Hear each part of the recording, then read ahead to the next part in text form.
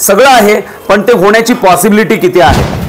तर आपल्याला माहित असावं, डॉक्टर APJ अब्दुल कलाम असं म्हणतात, जर एखादं काम करत असताना जर ते आवश्यक असेल आणि ते काम करताना जर 99% ते इम्पॉसिबल असेल आणि 1%च त्याच्यामध्ये पॉसिबिलिटी असेल, then also I will do it, असं ते म्हणायचे.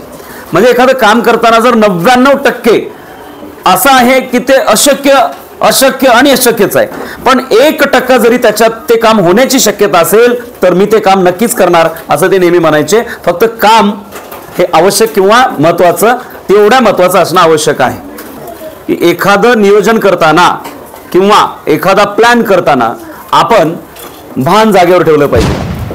भान ठेवून योजना आखा आणि बेभान होऊन त्या अंमलात आणा. मला अगदी बालपणापासून हा थॉट आवडतो. भान ठेवून योजना आखा आणि बेभान होऊन त्या अंमलात आणा.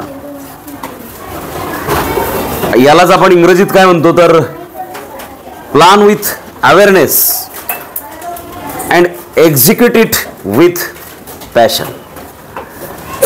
So that passion is very important आणि अवेअरनेस सुद्धा खूप महत्वाचा आहे. अवेअरनेस आणि पॅशन अर्थात भान एकीकडे ठेवायचं आहे आणि दुसरीकडे आपण बेभान पण व्हायचं आहे. पण बेभान कधी व्हायचं? बेभान प्रत्यक्ष कृती करत असताना व्हायचं आहे.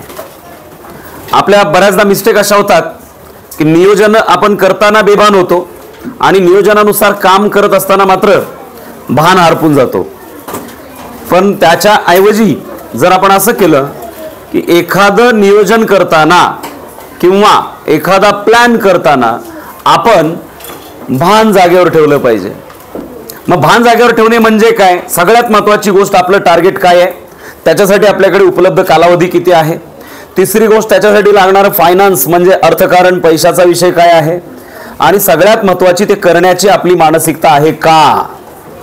एवढ्या सगळ्या गोष्टी जर का आपण पॉझिटिव्हली चेक केल्या तर मग या सगळ्याची सकारात्मक उत्तरं जर आपल्याला मिळाली तर आपण नियोजनाला बसावं. त्यावेळेला एखादी योजना आखावी. म्हणजे याचा अर्थ काय आहे की आपण सगळे तपशील तपासलेले आहेत की यस हे करणं मला मस्ट आहे, ही माझी टॉप प्रायोरिटी आहे, हे मला करायचंच आहे, माझ्याकडे त्याच्यासाठी उपलब्ध वेळ आहे. दुसरी महत्त्वाची गोष्ट आवश्यक तेवढा पैसा पण आहे त्याच्यासाठीचा लागणारा, ठीक आहे, जो की कुठलंही मिनिमम इन्व्हेस्टमेंट अमाऊंट असेल.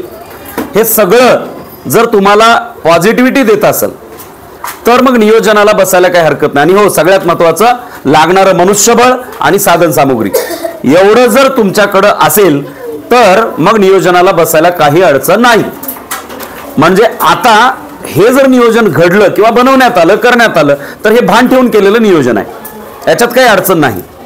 आता एखाद्या वेळेला एक मुद्दा असा येऊ शकतो, सगळं आहे पण ते होण्याची पॉसिबिलिटी किती आहे.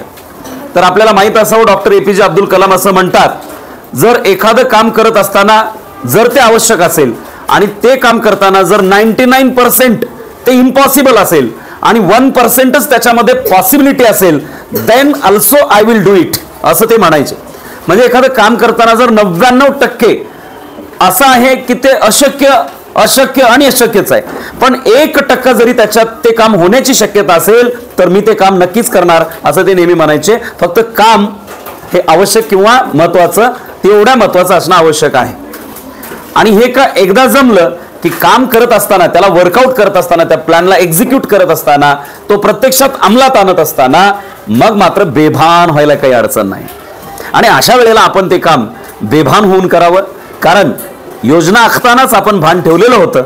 आता काम करताना विथ पॅशन, विथ जोश ज्याला आपण म्हणतो, तर त्याच्यासह आपण ते काम केलं पाहिजे. With high energy, high intensity, है ना. याच्या सोबत जर आपण काम करू लागलो तर मग 100% ते काम यशस्वीतेकडे जायला काही अडचण येणार नाही. तर हा होता आजचा फॅक्ट. भान ठेवून योजना आखा आणि बेभान होऊन त्या अंमलामध्ये आणा. नक्कीच हे थॉट अनालिसिस तुम्हाला आवडलं असणार आहे. आवडलं असेल तर या व्हिडिओला लाईक करा, नवीन असाल तर चॅनलला सबस्क्राईब करा आणि सगळीकडे शेअर करायला अजिबात विसरू नका. भेटू पुढच्या फॅक्ट सोबत. तोपर्यंत जय हिंद, जय भारत.